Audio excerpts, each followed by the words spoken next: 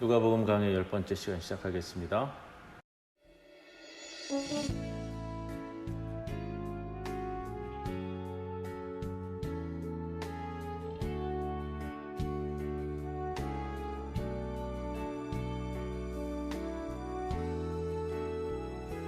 나의 힘이 되신 여호와여, 내가 주님을 사랑합니다. 주는 나의 반석이시며 나의 요새시라. 주는 나를 건지시는 나의 주, 나의 하나님, 나의 피할 바위시요 나의 방패시라. 나의 하나님,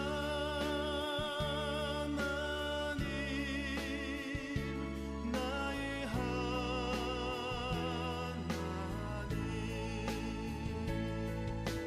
구원의 뿌리시요 나의 산성이라.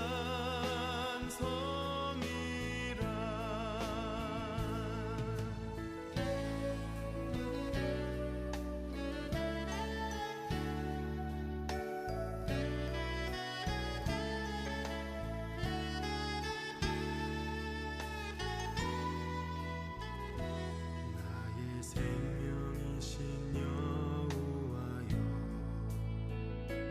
내가 주님을 찬양합니다. 주는 나의 사랑이시며 나의 의지시라. 주는 나를 이끄시어 주의 길 인도하시며 나의 생의 목자 되시니 내가 따르리라. 나의 하나님,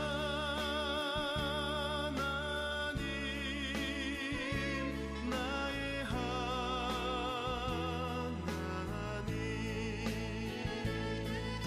생명의 면류관으로 내게 씌우소서.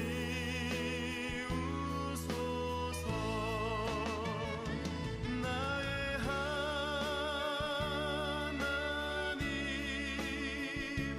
나의 하나님,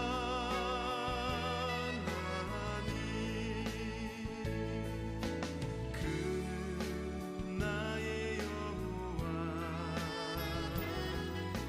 나의 구세주, 나의 구세주.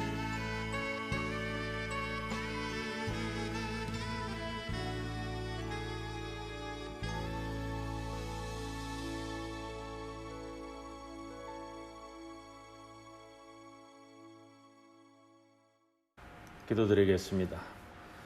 아름답고 풍요로운 계절을 주시는 하나님 아버지, 폭염과 무더위를 오래 참고 이겨 비로소 선선한 결실의 계절로 가게 하심을 감사합니다.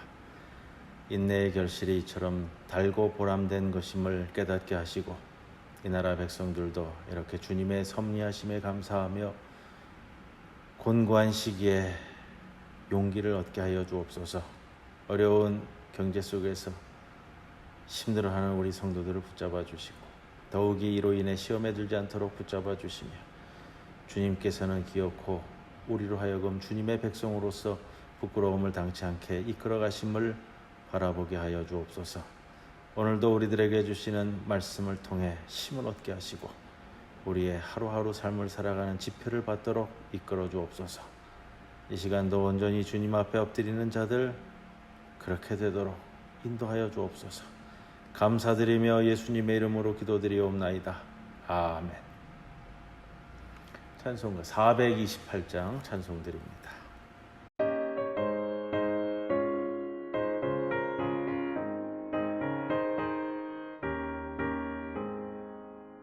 내 영혼에 햇빛 비치니 주 영광 찬란해. 이 세상 어떤 빛보다 이 빛 더 빛나네. 주의 영광 빛난 광채 내게 비춰 주시옵소서. 그 밝은 얼굴 위에 올 때 나의 영혼 기쁘다. 내 영혼에 노래 있으니 주 찬양합니다. 주 귀를 기울이시사 다 듣고 계시네. 주의 영광 빛난 광채 내게 비춰 주시옵소서. 그 밝은 얼굴 위에 올 때 나의 영혼 기쁘다.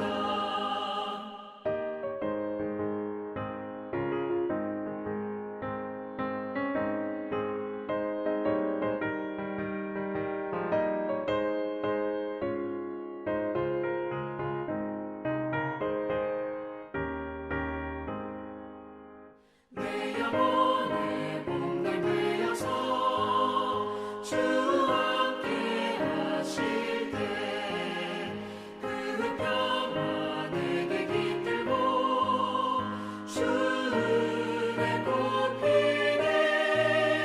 주의 영광 빛난 광채 내게 비춰 주시옵소서. 그 밝은 얼굴 위에 올 때 나의 영혼 기쁘다. 내 영혼에 희락이 있고 그 소망 넘치네.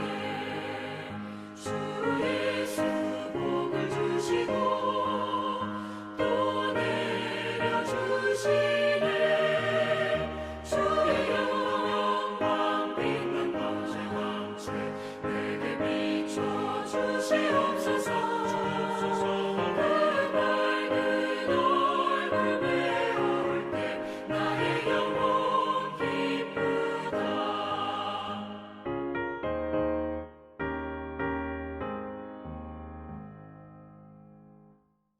오늘 함께 상고할 말씀은 누가복음 3장 23절에서 오늘 38절까지의 말씀, 예수님의 족보에 대한 말씀입니다.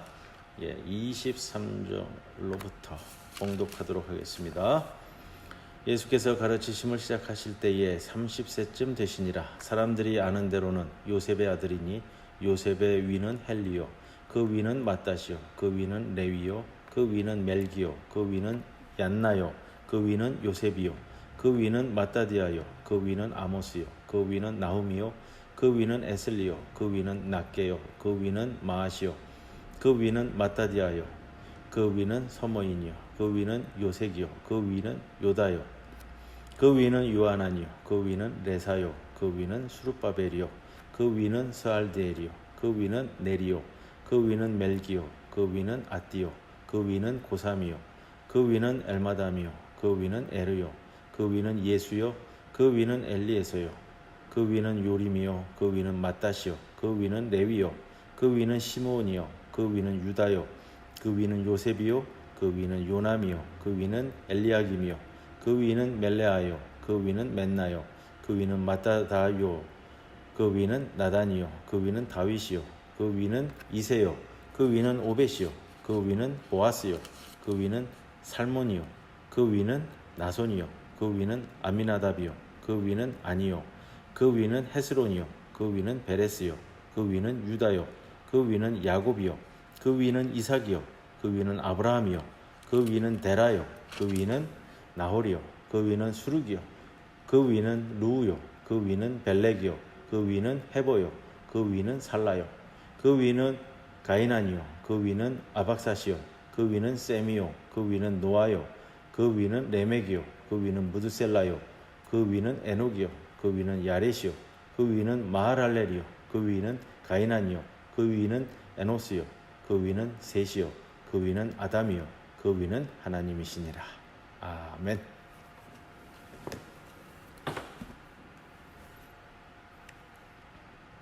오늘 누가복음 10번째 시간입니다. 3장 23절에 있는 예수님의 족보에 대한 말씀인데요. 마태복음에도 족보에 대한 내용이 나오고요. 오늘 또 누가복음에서 볼 수가 있습니다. 고대 사회에서 가계 또 족보는 굉장히 큰 의미가 있습니다. 그래서 어떤 가문은 왕의 가문은 그 신적 기원을 이야기도 합니다. 그러니까 신의 아들이다 이런 식으로 고대 사회에서는 이루어지는 경향이 많고요. 또 뛰어난 인물이 나온 집안일수록 자신의 족보를 중시하는 것은 동서양이나 지금도 마찬가지일 것 같아요. 이스라엘에서도 여러 가문이 왕족임을 주장했습니다. 초대교회에서도 예수님의 가족과 가문 이야기는 관심의 대상이었을 겁니다. 그것을 직접적으로 나타내고 있는 것이 마태복음 1장에 나타나는 예수님의 족보에 대한 내용, 그 다음에 오늘 누가복음에 나타나는 족보의 내용, 그 관심의 결과가 아니겠는가 생각을 해봅니다. 23절에 보시면요, 예수께서 가르치실 때에 30세쯤 되시니라 이렇게 시작을 합니다. 30세가 주는 의미는 관습적인 것 같아요. 그래서 일반적으로 유대인들의 전통 또 사회 통념상 30살 정도가 무리 없이 공직을 맡을 수 있는 나이, 이렇게 여겨졌던 것으로 보여집니다.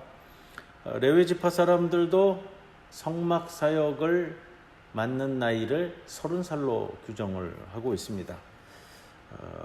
그처럼 이제 공식적인 사역을 맡는 나이를 한 30살 정도로 유대 사회가 통념상 정하고 있지 않았는가 이렇게 보여집니다. 창세기에 보면은 요셉도 애굽의 총리를 맡았을 때의 나이가 30살이고요. 그다음에 다윗 왕이 왕위에 올랐을 때의 나이가 30살입니다. 사회 통념적인 내용인 것 같아요. 근데 오늘 본문에서 이야기하고 있는 30세쯤 합니다. 30세쯤이라는 것은 대략 그렇다, 대체로 그러하다라고 해서 우리가 생각하는 것처럼 만 30살 나이에 딱 공생애를 시작하셨다 이렇게 보는 건 좀 무리고요. 30대 전후반으로 해서 그의 사역을 시작하셨다 이렇게 보는 것이 맞는 표현이 될 것 같습니다. 자, 족보를 볼 때에 고대 사회잖아요. 2000년 전에. 그러다 보니까 남성 위주의 문화를 무시할 수 없습니다. 대체적으로 이 족보에서도 예수님의 마리아 계통보다는 아버지 요셉에 따라 그 목록을 언급하고 있다 이렇게 보여집니다. 누가가 남녀라든지 노소라든지 이런 것들을 균형 있게 배치함에도 불구하고 이 족보 문제에 있어서는 남성 계통의 족보를 따르고 있는 그런 모습을 보게 됩니다. 유대인 남자는 같은 지파 같은 족속의 아내를 맞이할 의무가 있었다고 그래요. 그래서 대체적으로 오늘 본문에서 말하고 있는 것도 요셉과 마리아는 모두 다 다윗 족속에 속한다 이렇게 볼 수가 있고요.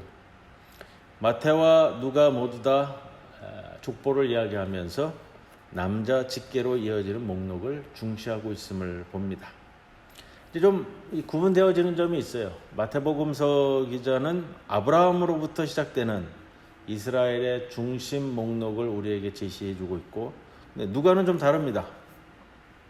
좀 더 넓게 이야기하고 있다 이렇게 볼 수 있는데 인류 전체를 아우르고 있는 족보, 그 목록을 우리들에게 제시해 줍니다.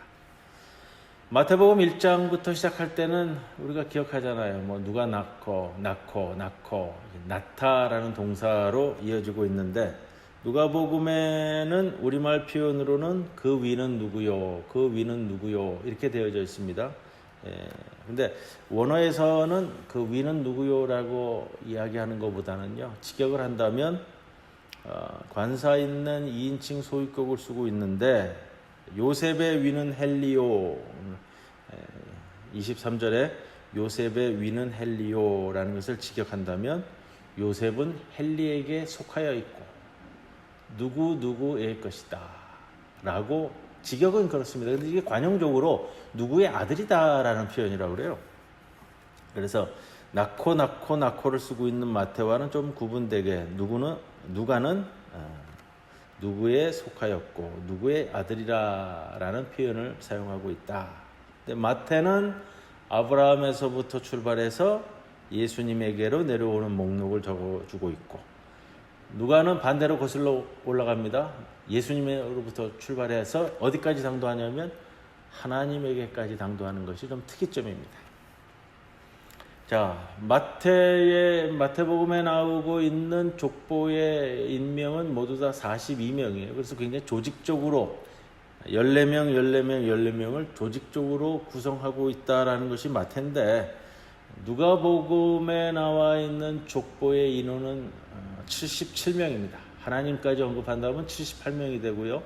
자, 조직적인 표현은 아닙니다. 그것을 77명이기 때문에 한 명 빼고, 하나님은 빼고 77명을 11명씩 7단계다 이렇게 이야기하는 사람도 있는데, 그렇게 보이지는 않습니다. 그건 조금 무리수를 두고 있는 것 같고요. 오히려 그냥 조직적이지는 않지만 혈통을 따라서 사실적으로 기술하고 있다 이렇게 이야기하는 것이 맞을 것 같습니다. 마태는 아브라함으로부터 시작하는 이유가, 이게 아브라함이 언약의 상속자로서, 그러니까 하나님 말씀에 대한 언약의 성취로서 예수까지 이어져 오는 것을 강조해서 우리에게 이야기해 준다면, 누가는 좀 다릅니다. 예수님으로부터 하나님에게까지 거슬러 올라가서 모든 이들이 하나님의 자녀, 하나님의 아들이다라는 것을 강조하고 싶은 누가의 신학이다 이렇게 볼 수가 있고요. 31절에 보면 좀 특이한 게 나오죠. 누가는 다윗의 후손으로 솔로몬을 이야기하지 않고요, 다윗의 후손으로 나단을 거쳐 내려오는 족보를 이야기해주고 있습니다. 나단 선지자가 아니고요, 이 솔로몬의 이복형 또는 같은 형으로 추정하는데, 아마 이복형으로 생각하는 것이 맞지 않을까 싶습니다. 자, 다윗부터 예수까지 이루어지는 그 숫자와 이름이 마태와 누가가 언급하고 있는 것이 동일하지는 않습니다. 우리가 그것은 염두에 두어야 되고요. 또 마태는 예수의 할아버지를 야곱으로 이야기하는데, 누가는 예수님의 할아버지를 헬리라고 이야기합니다. 아마도 야곱과 헬리는 이복 형제였을 것으로 이야기하는데, 헬리가 자녀 없이 사망하고 야곱은 이복 형제의 후손을 낳을 의무가 있었기 때문에 율법적 아버지와 혈통적 아버지를 기록하다 보니까 마태와 누가의 구분이 보여지는 것으로 이야기할 수 있습니다. 그 가운데 하여튼 요셉이 출생했고요. 그래서 핏줄로는 야곱이 예수의 할아버지고, 율법으로는 헬리가 예수님의 할아버지가 됩니다. 자, 시조부터 당시 유대 사회를 본다면 시조부터 후대로 내려오는 이런 목록들이 있었습니다. 또 후대에서 시조로 거슬러 올라가는 이런 가문의 계보를 서술하고 있는 글들이 당시에 있었다고 합니다. 근데 옛 시절로 거슬러 올라가는 이런 목록은 구약 성서에서도 또 유대 초기 문헌에서도 많이 나타난다고 그래요. 근데 누가에서 나타나는 경우처럼 당대, 지금 예수님으로부터 시작해서 첫 시조가 되는 아담까지 이르는, 아브라함을 넘어서서 아담까지 이르는 그 계보와 하나님께까지 이르는 이런 목록을 이야기하는 것은 유일한 예가 바로 누가복음서 기자다. 그래서 누가의 목록은 누가 누구의 아들이다라는 식으로 우리에게 소개해주고 있습니다. 또 23절에서 사람들이 아는 대로는 요셉의 아들이다라는 표현인데, 이건 굉장히 예외적인 표현으로 볼 수가 있습니다. 또 오늘 이 족보에 나타나는 이름들은 대부분 구약 성서에서 읽을 수 있는 이름들이지만 알려지지 않은 사람들도 등장하고요. 모든 것을 좀 다 담고 무려는, 그래서 누가복음은 지난번에도 말씀드린 것처럼 좀 사실성에 기반을 두려고 하는, 역사성에 기반을 두려고 하는, 그래서 지난주 우리가 나눈 말씀 중에는 세례 요한 시대의 배경으로 해서 당시 정치 지도자들 또 종교 지도자들을 그냥 6사람, 7사람, 8사람을 쭉 나열하는 것처럼 사실성을 기반으로 해서, 역사성을 기반으로 해서 우리에게 말하려고 하니까 족보에 나와 있는 모든 인물들을 거의 다 다루려고 했던 그런 모습이 아닐까 생각을 해봅니다. 그러나 생각해 볼 수 있는 것은 우리가 직계 후손이 아닌, 율법적 후손이 아닌 실제적인 또 핏줄을 존중하는, 혈통을 존중하는 목록을 택해서 이 예수님의 계보, 예수님의 족보를 우리들에게 전해주고 있습니다. 이 이유는 뭘까? 그것은 예수님까지 이루는 모든 후손에게 하나님으로부터 이루어지는 하나님의 구원의 손길이 닿는다는 그러한 사실을 강조하려고 하지 않았을까? 그리고 이것이 누가복음서 기자의 신학이 아닐까 생각을 해보고요. 결국은 이 목록을 왜 썼을까? 아마 누가는 전해지고 있었던 목록 전승을 다 채집해서 수록한 것으로 보여집니다. 그래서 다윗에서 예수까지 연결된다는 사실을 강조하려고 했고요. 또 예수님은 왕족에 속하는 참된 왕이시다 라는 것을 강조하려고 하는 의도도 보입니다. 더 나아가 더 중요한 건데요, 우리 예수님을 포함한 모든 인간들이 왕뿐만이 아니라 하나님께 모두가 연결된다는 사실을 우리들에게 말해주려고 하고 있지 않을까. 바울이 아테네에서 말한 것처럼 누가는 바울의 입을 벌려 모든 인간은 하나님의 자녀다, 모든 인간은 하나님의 자녀다 라고 말하고 있습니다.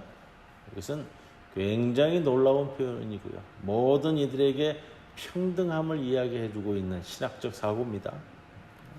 고대 사회에서요, 2000년 전 고대 사회에서 이러한 것들을 피력해낼 수 있다라는 것은 굉장히 놀라운 신학적 사고입니다. 누가는 예수님이 진짜 인간이고 또 참된 인간임을 이 목록을 통해서도 강조하고 있습니다. 그래서 그 계보, 그 족보를 쭉 나열하고 있는 것이고요. 또 이와 더불어서 예수님처럼 우리도, 또 우리처럼 예수님도 어느 가문 출신이고 어느 족보, 어느 계보에 속했습니다. 하나님과 인간의 관계도 여기서 알 수 있습니다. 우리는 우리의 신앙 선조들, 우리 조상뿐만 아니라 하나님과도 연결되어진다라는 것을 강조하는 겁니다. 우리는 족보 있는 집안이고 뼈대 있는 집안입니다. 그 누구나예요. 우리의 족보가 하나님께로 이른다니, 우리의 가계가 하나님으로부터 시작한다니, 이게 모든 이들에게 다 해당된다는 것은 굉장히 중요한 신학적 사고입니다. 어미 없는 인간이 없듯이 족보 없는 인간이 세상에 어디 있을 수 있겠습니까?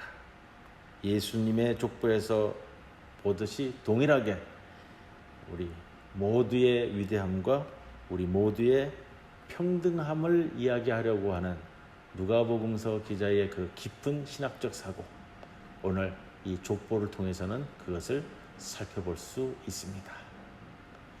함께 429장 찬송 드립니다.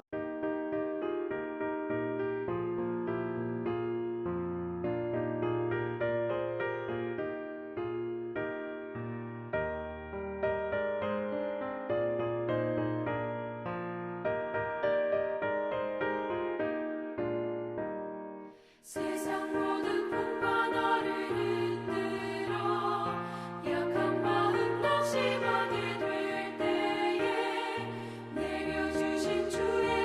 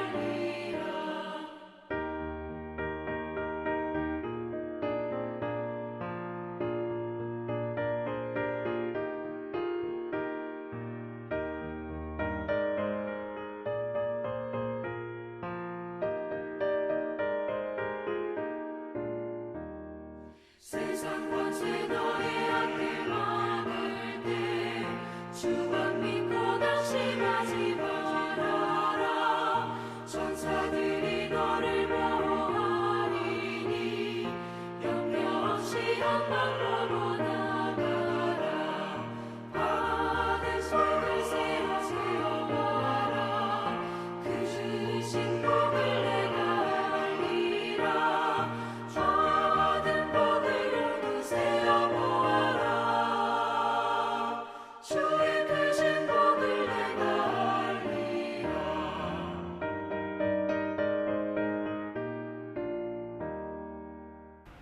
주님 가르쳐 주신 기도 드림으로써 수요 누가복음 강의 시간 마치겠습니다.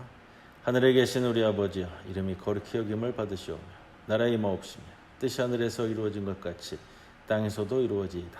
오늘 우리에게 일용할 양식을 주시옵고 우리가 우리에게 죄 지은 자를 사하여 준 것 같이 우리 죄를 사하여 주시옵고 우리를 시험에 들게 하지 마시옵고 다만 악에서 구하시옵소서. 대개 나라와 권세와 영광이 아버지께 영원히 있사옵나이다. 아멘.